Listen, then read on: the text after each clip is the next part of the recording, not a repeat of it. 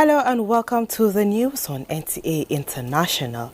My name is Frama Pani and Josiah Abdullahi is my sign language interpreter.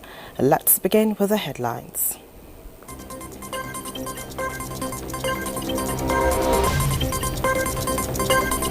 Supreme Court sets aside order of Court of Appeal on maintenance of status quo ante-bellum in ADC leadership dispute. Ukraine seeks details on Russia's May 9 ceasefire offer.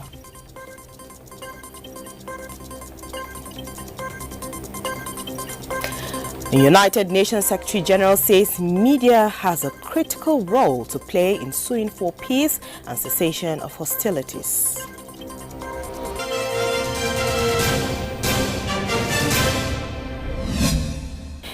We begin with the judiciary sector now. The Supreme Court has nullified the convention and the outcome of the People's Democratic Party held in Ibadan between November 15 and 16, 2025. In a split verdict of 3-2, the Apex Court pointed out that the convention was held in contravention of an order of the Federal High Court. Dele Atumbi of our Judiciary Desk reports that Justice Muhammad Garba-led five-man panel also vacated one of the decisions of the Court of Appeal regarding ADC. The Supreme Court has dismissed the appeal of the People's Democratic Party challenging the decisions of the trial and intermediate courts for lacking in merit. In a split verdict of 3-2, the Apex Court, in its lead judgment read by Justice John Adder, held that the disobedience of the Federal High Court order that restrained the party from conducting the Ibadan Convention in November 2025 was fatal to the appeal. The Supreme Court held that the appeal was an abuse of court processes. In the light of this, the Apex Court dismissed the PDP appeal. In the minority verdict, Justice Simon Samani upheld the appeal of the PDP. The split verdict was on the matter filed by the former governor of Jigawa State, Sule Lamido, before the Federal High Court, Abuja. The trial court ordered the PDP to pause its convention, sell chairmanship nomination form to Sule Lamido, and thereafter conduct its convention. The Apex Court frowned at the flagrant disobedience of court orders and forum shopping by the PDP. The Apex Court held that disobedience to court order is a disobedience to the entire judiciary. The court equally dismissed the second appeal by the Turaki-led PDP against another faction of the party. In another development, the Supreme Court has set aside the order made by the Court of Appeal in Abuja ordering the maintenance of status quo before the course of action on the leadership dispute of the African Democratic Congress ADC, on which the Independent National Electoral Commission INEC acted in derecognizing the David Mark-led leadership of the party. The court, in a unanimous judgment of a five-man panel, ordered parties to return to the Federal High Court for expeditious hearing of the case filed by an aggrieved chieftain of the party, Nafiu Bala Gombe, challenging, among others, the emergence of the David Mark-led leadership of the party. Justice Mohammed Garba, in the lead judgment, held that the Court of Appeal had no business making a preservative order in respect of a case that was pending before the trial court, having determined the interlocutory appeal brought before it by David Mark against the September 4 interlocutory decision of Justice Emeka Nwete of the Federal High Court.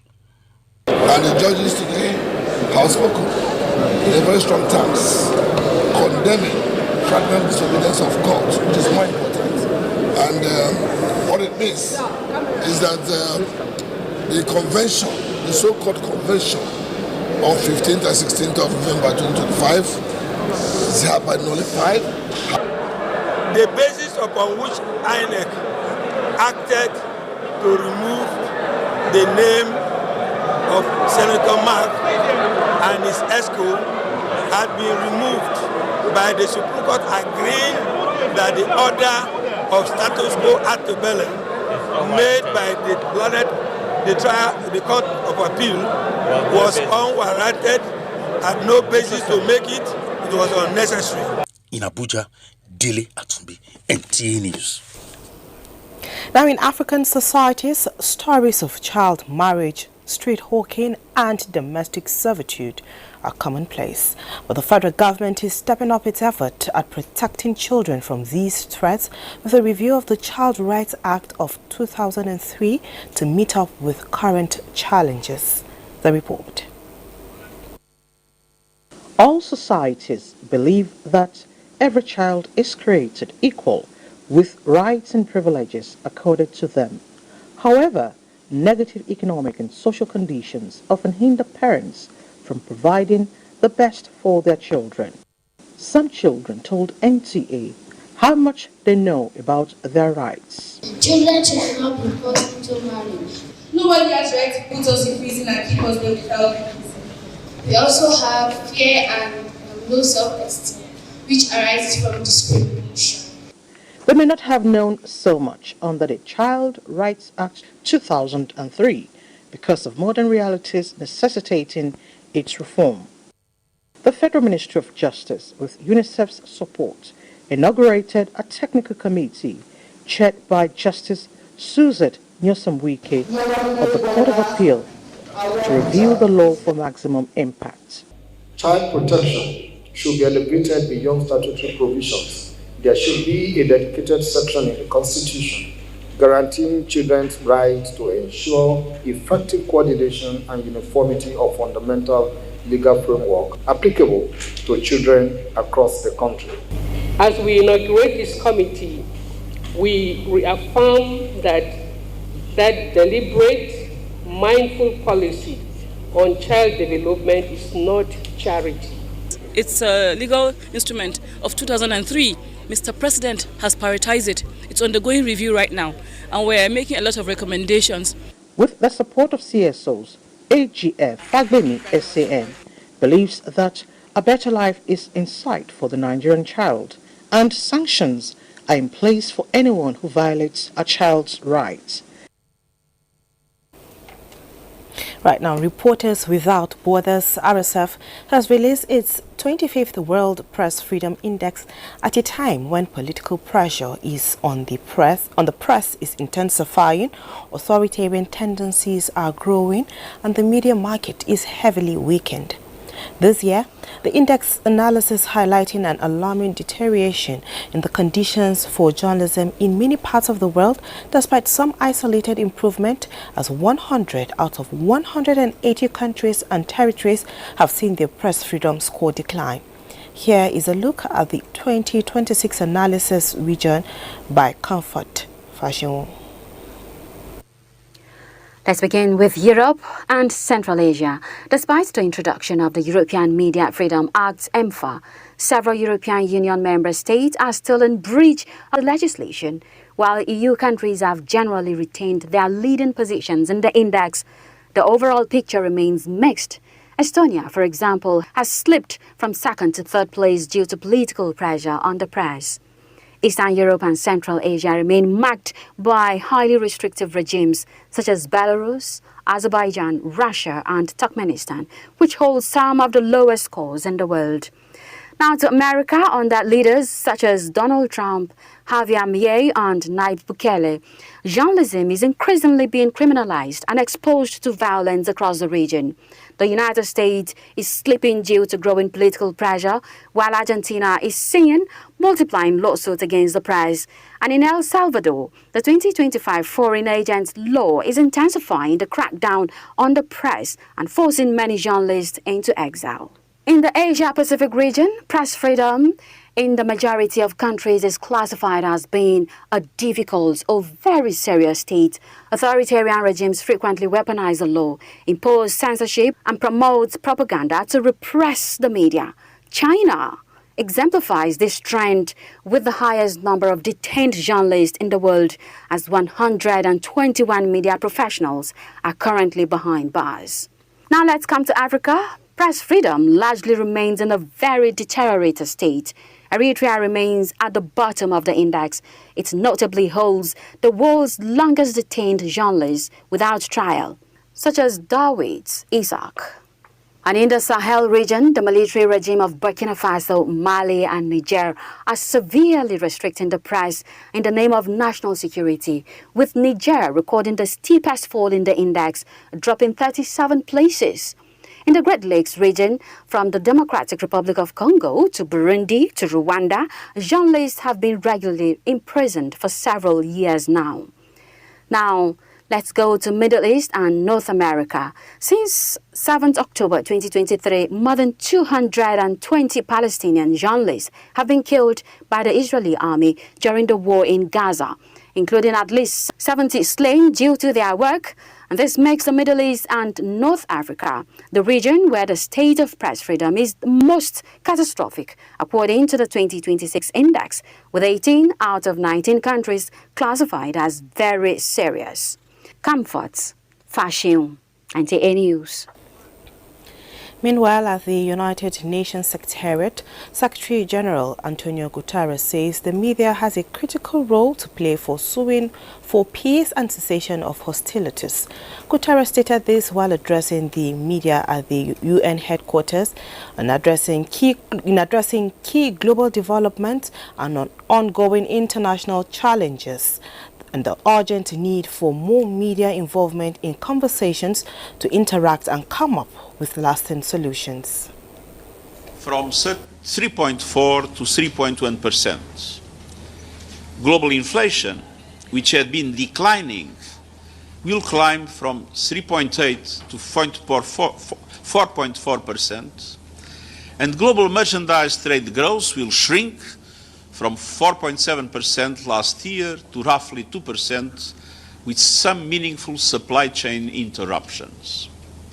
And the world still reeling from the shocks of a pandemic and the war in Ukraine will endure further economic distress. And this is the best case scenario. Now consider the second one, where disruption drags on through mid-year.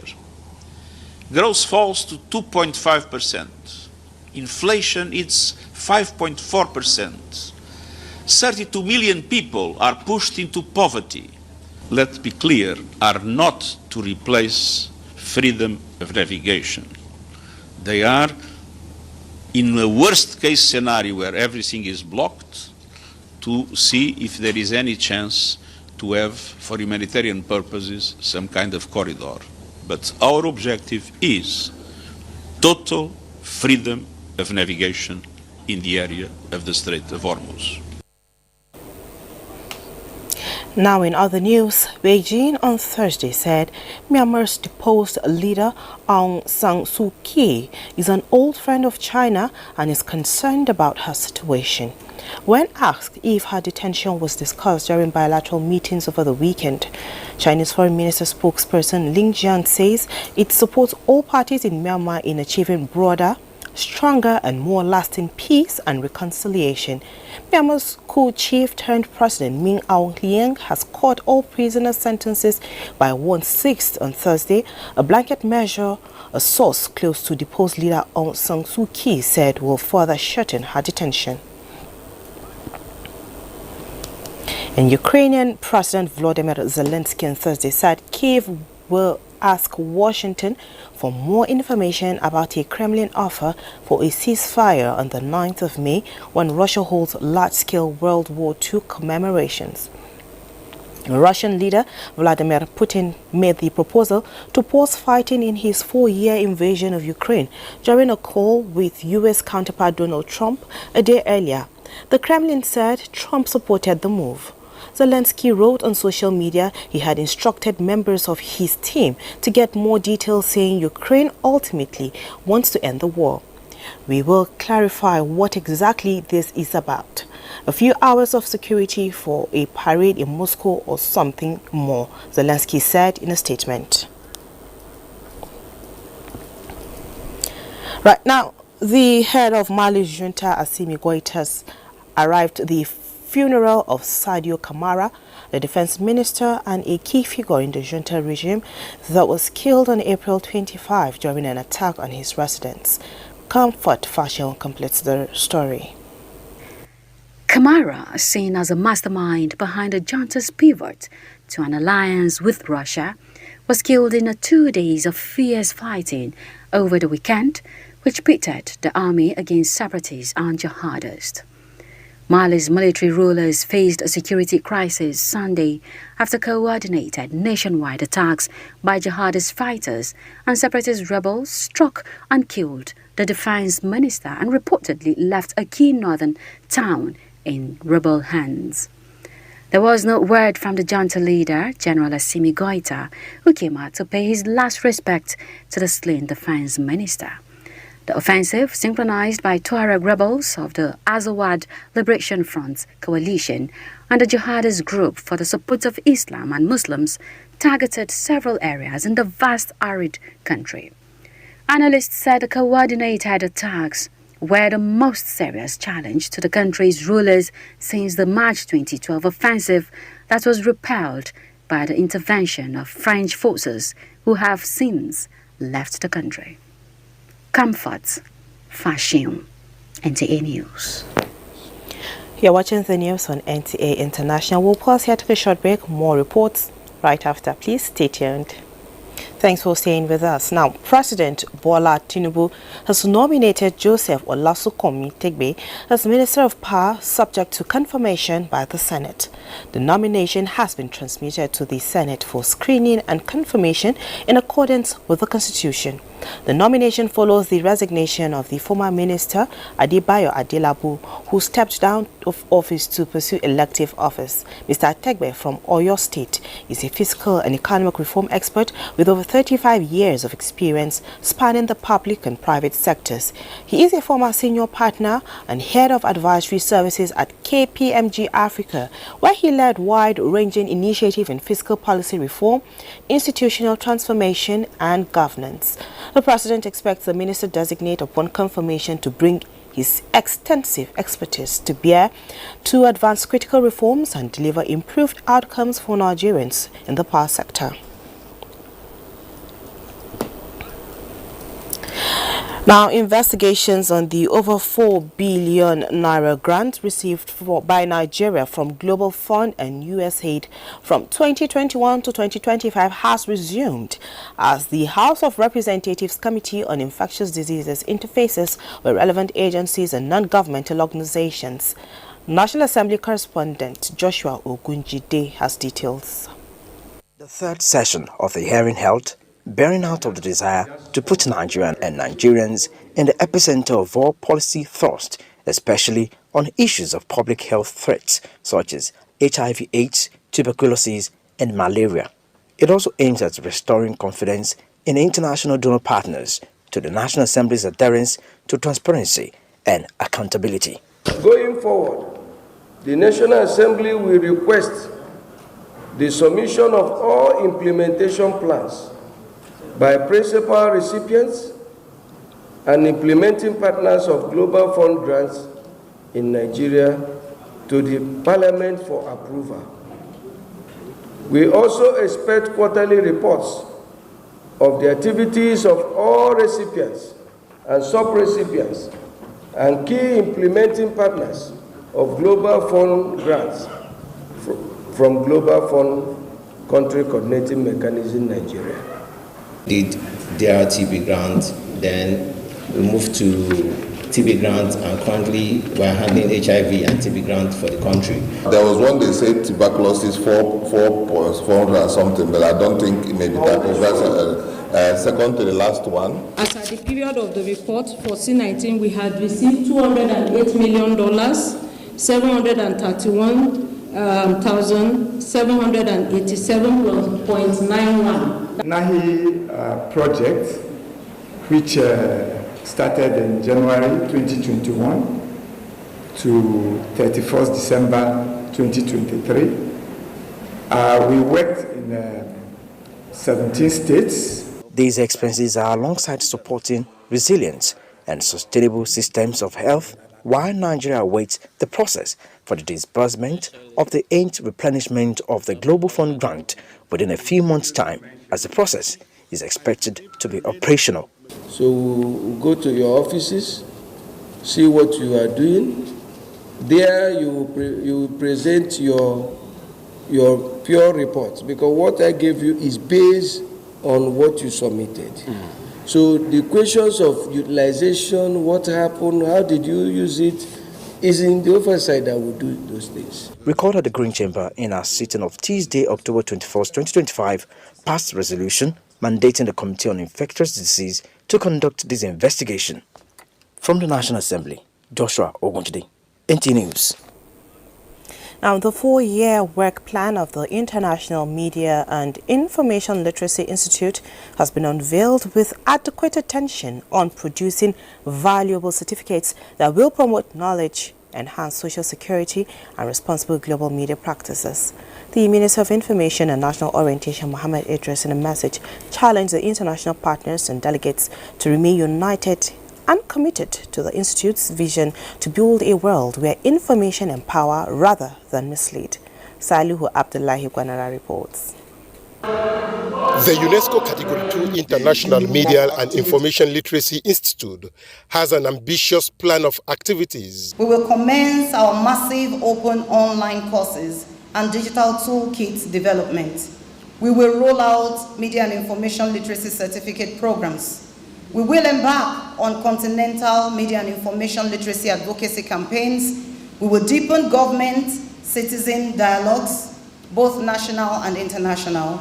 We will strengthen fund mobilization. Let this institute become a lighthouse in the storm of information overload, a center of excellence in a time of intellectual fragmentation, and a sanctuary where truth is pursued with rigor and defended with courage. Because of this, my lifelong romance with fighting fake news, disinformation, you can imagine how glad I am that UNESCO has deemed fit to set up this institute in Nigeria, the first of it anywhere in the world. So many countries were competing for the same thing, but were tenacious about it. We kept going, we kept persevering, and today it is in Nigeria. The curricula developed is for the benefit of the whole world, and everybody is going to benefit out of it.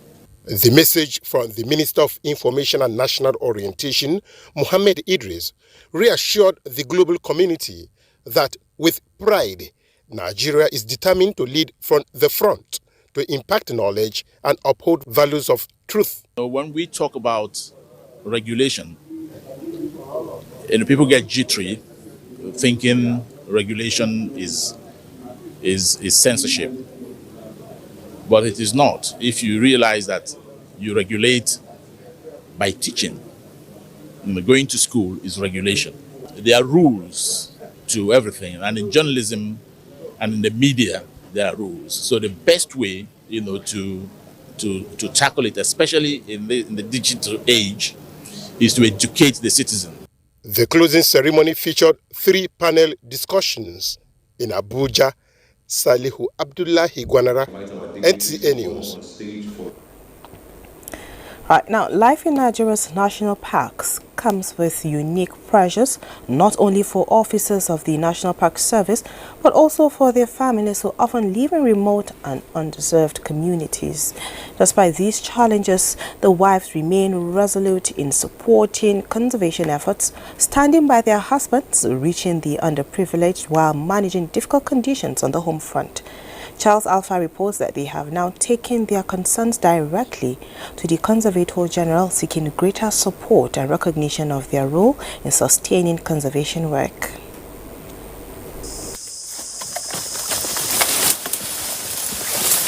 Life in Nigeria's national park is demanding for officers and non-officers alike who work long hours in remote, often hard-to-reach areas with limited facilities.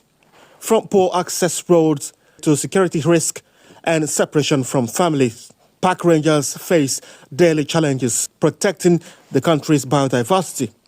For the women, whether as officers or spouses, the burden is double, balancing duty, childcare, and survival in isolated communities. Having to balance work and family life, and then dealing with stereotypes from society. It is this reality that informed their visit to the Conservator General of the National Park Service, Ibrahim Goni, a move aimed at drawing attention to their welfare and strengthening their contributions to conservation. We stand for the welfare of the national park family, conservation, awareness and empower of women and youth. Conservator General of Park Ibrahim Goni lauded the wives for their resilience and vital role in supporting conservation, assuring them that efforts are ongoing to improve living and working conditions within available resources. Having started like this, you should regularly meet. Whatever it takes for the service to support you, we will support you. The engagement underscores the critical link between family support and effective conservation, with hope that the stronger collaboration will boost park protection efforts. Charles Alpha, NTA News. And that report is where we conclude the news. Thank you for being a part of it. I am Frama Panyi, and Josiah Abdullahi has been the sign language interpreter. Bye for now.